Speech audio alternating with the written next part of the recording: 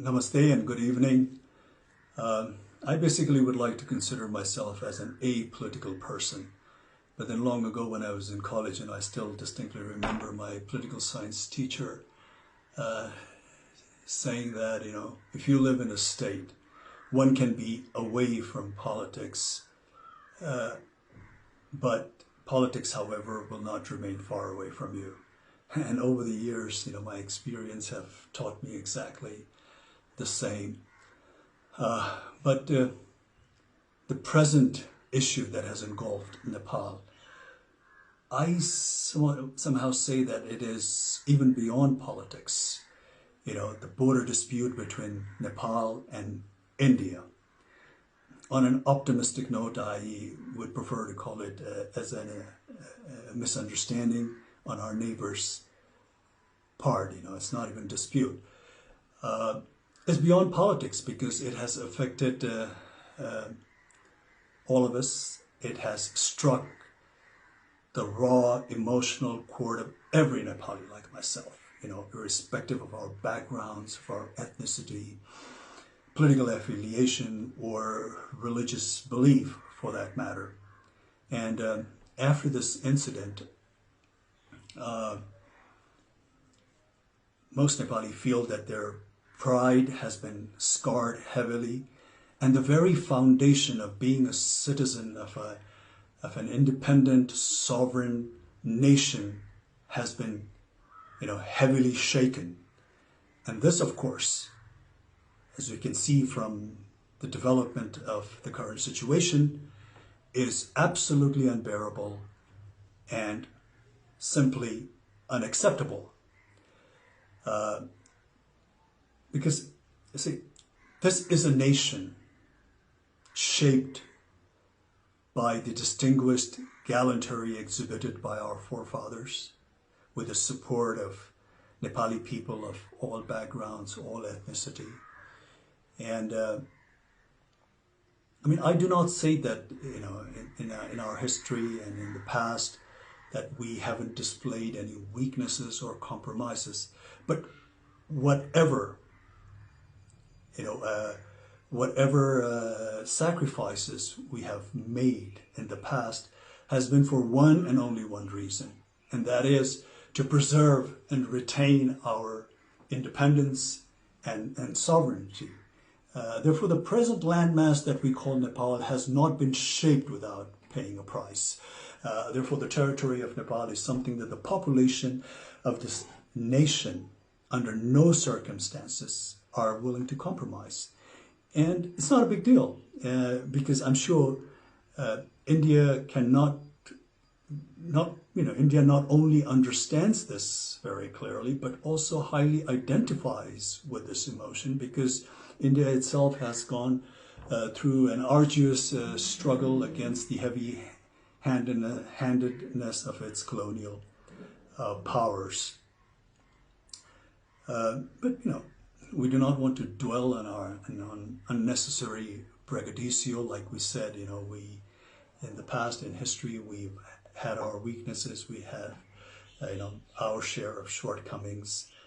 There was a phase of ignorance. There was a phase of, absent of political will amongst the political parties of the day, or the display of apathy by our political leaders of that time for some reasons.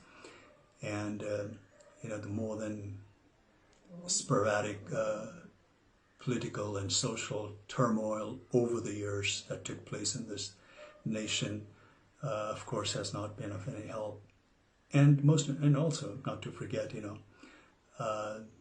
the friendly cooperation that we have extended to our neighbors, taken undue advantage of.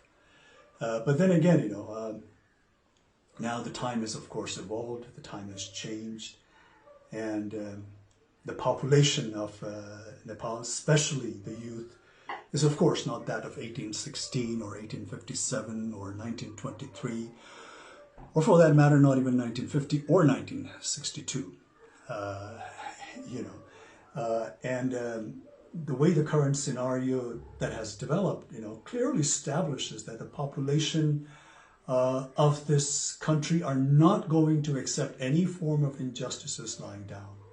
Therefore, this time around, it's not even enough to appease the incumbent government alone, because this issue has been so passionately embraced also by the people of Nepal, that unless they think that they have been dealt justly and fairly, I, sadly and regretfully have this intuition that this bone of contention between the two countries is going to persist. And this sort of, a deadlock between two neighboring nations who for such a long time in history have shared common values, common culture, tradition, religious belief to a large extent, is going to affect not only the two nations concerned, but also going to hamper the progress and rob the much needed peace in this region. Therefore,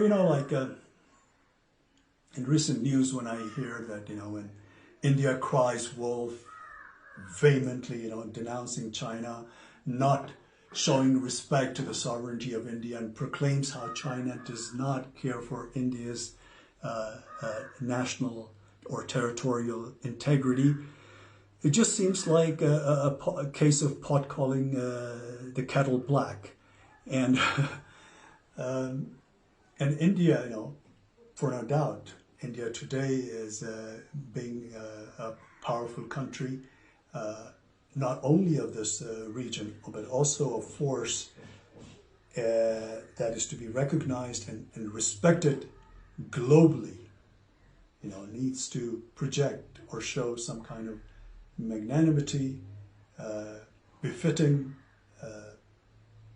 the stature of such a nation, especially when it comes to its friendly neighbors. But Nepal basically only wants fair deal based on fact and statistics. It is only demanding to have what truly belongs to her, not more, not less. Nepali people will always want cordial, lasting relations with India. Whenever Indian government had extended some warmth of friendship, Nepali people have always reciprocated with open heart. I recalled the very first visit of Honorable Prime Minister of India, Mr. Modi, to Nepal as a Prime Minister. And the warmth and the fraternal affections and the goodwill was so infectious that Modi ji stepped out of his motorcade and went amongst the elated bystanders, to the bewilderment of 3 or 5 layers of security that was provided to him. The crowd not only spontaneously cheered and showered him with all kinds of praise, but treated him like a rock star. And to be honest, to be frank, I have yet to see that kind of reception meted out to our own leaders so spontaneously and voluntarily by the crowd of Nepal. But then again, unfortunately, the exhilaration met with an untimely death when Prime Minister Modi's government imposed trade blockade during the aftermath of 2015 devastating earthquake. This has left a deep wound, at least to this generation of Nepali people.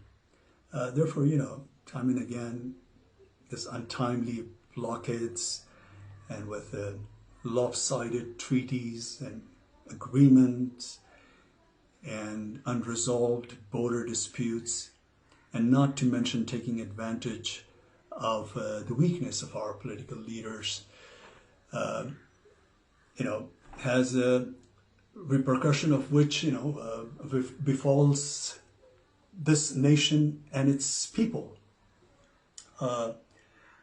Therefore, the current step that India has taken vis-a-vis Limpiadhura and Lippu Lake has in some way come as the last straw on the camel's back.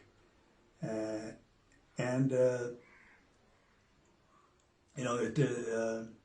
is not at all in the benefit of not only the two concerned nations, but also for the entire SAARC region, to say the least. It definitely not conducive for a nation like India that's marching ahead with global ambition, to have more than a share of neighbors that it has a hostile, relationship with. And the hostility looming in the air need not to persist, because anger and malice is going to take us nowhere. The consequence, of course, is going to be far more damaging for both the countries. And at this time of global crisis, in a pandemic like this, where the whole world is suffering, India, being a powerful country in the region, needs to respond to the need of their less fortunate neighbors. And this kind of action will only raise the level of India in the international arena to the next level. And as one Indian politician, a seasoned Indian politician, rightly foresees, India as a development power, and its rise is being linked to its ability to provide governance solution to the development needs to countries in Asia and Africa.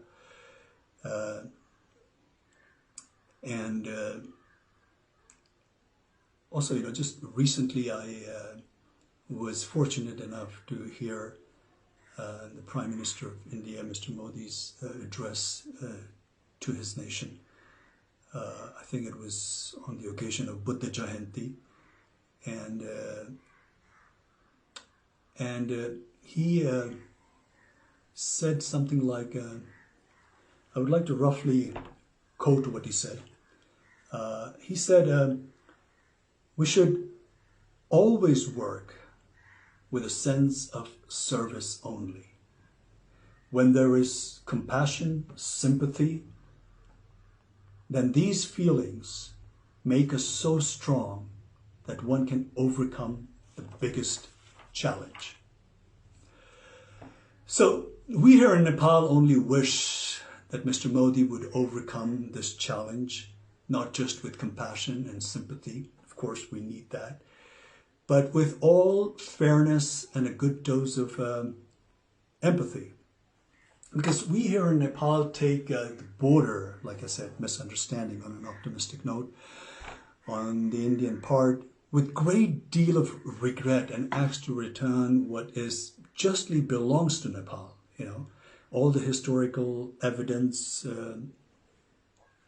clearly points out, proves that Limpiadhura and Lippu Lake region is in all fairness part of Nepal. Therefore,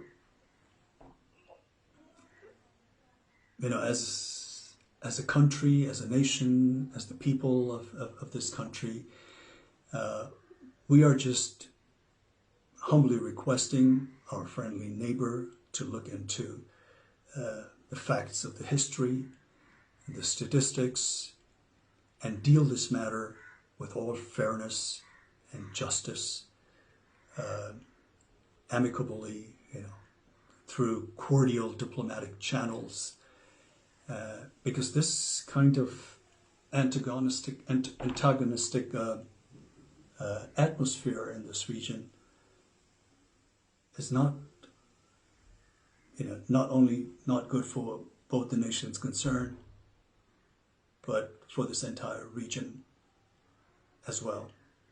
I am sure, despite few ups and downs and challenging moments here and there, basically India and Nepal share a relationship that is probably unmatched anywhere else in the world.